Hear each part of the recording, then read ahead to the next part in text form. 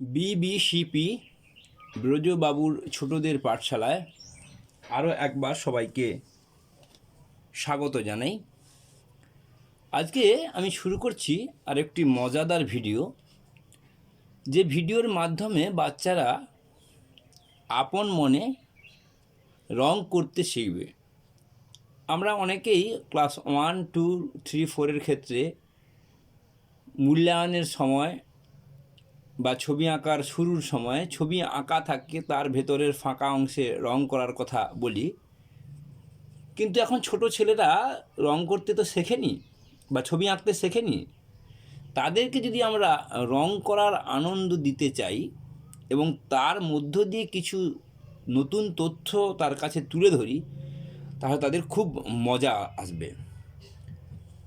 কারণ আমি লক্ষ্য করে দেখেছি ওখানে বাচ্চারা খুব মজা পেয়েছে। আমি গতকালকেই ক্লাসে এই আইটেমটা করিয়েছিলাম, তাই ভাবলাম এই আইটেমের উপরেই একটা ভিডিও বানিয়ে দিই, তাহলে সবাই এর বুঝতে সুবিধে হবে।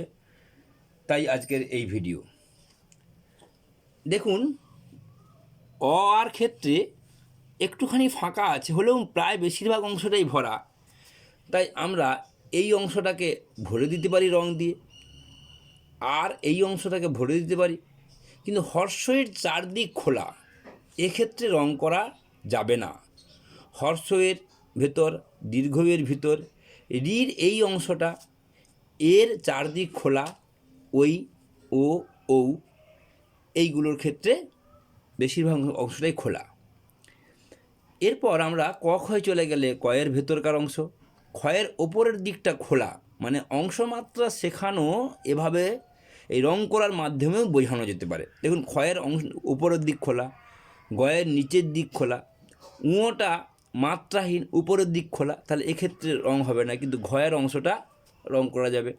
চয়ের ভেতরটা রং করা যাবে, ছয়ের ভেতরটা রং করা যাবে, বর্গীয়জের ভেতরটা রং করা যাবে, ঝয়ের ভেতর।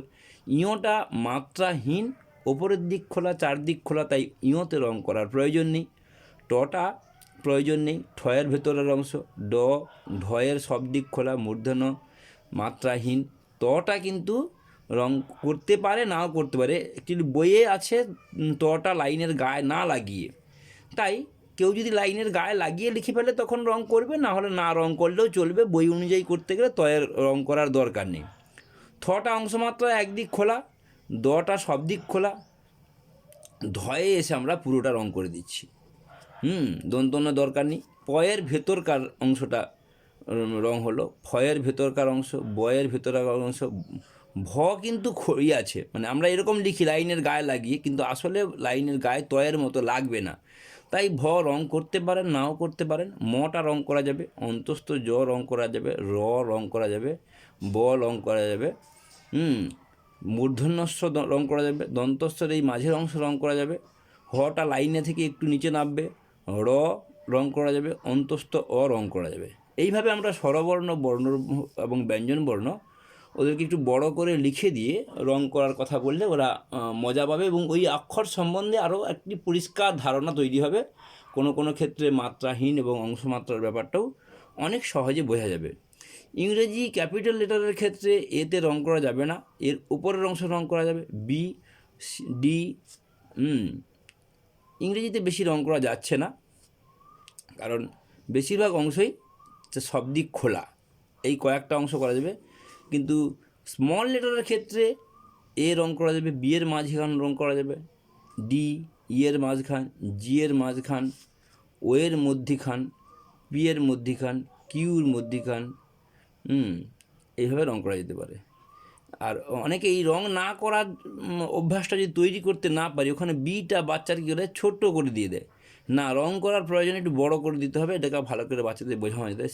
সিটাকে ইর মতো লিখে ফেলে, না ইয়ের মধ্যিখান ফাঁকা আছে, রং করার প্রয়োজনে সে শিখবে যে না ইয়ের মধ্যিখান ফাঁকা আছে, রং করতে হবে। তাই ইটাকে যে একটু বড় করে মধ্যিখান ফাঁকা দিয়ে লেখা উচিত, সেটা শিখে যাবে। জিটা বাচ্চারা ছোট্ট করে শূন্য দিয়ে লিখে দেয়, ওখানে হবে না। জিটা শূন্যটা এর মতো, এ যত বড় হবে জির শূন্য তত বড় হবে। এই রকম করে আমরা রং করার মাধ্যম দিয়ে বাচ্চাদের বর্ণ সম্বন্ধে আরও সঠিক ধারণা, কংক্রিট ধারণা দিতে পারি। এটাকে আমরা আনন্দ পাঠ বলতে পারি। এইভাবে আমরা এগিয়ে যাব। বিবিসিপির সাথে থাকবো এবং ভিডিওগুলি শেষ পর্যন্ত দেখব।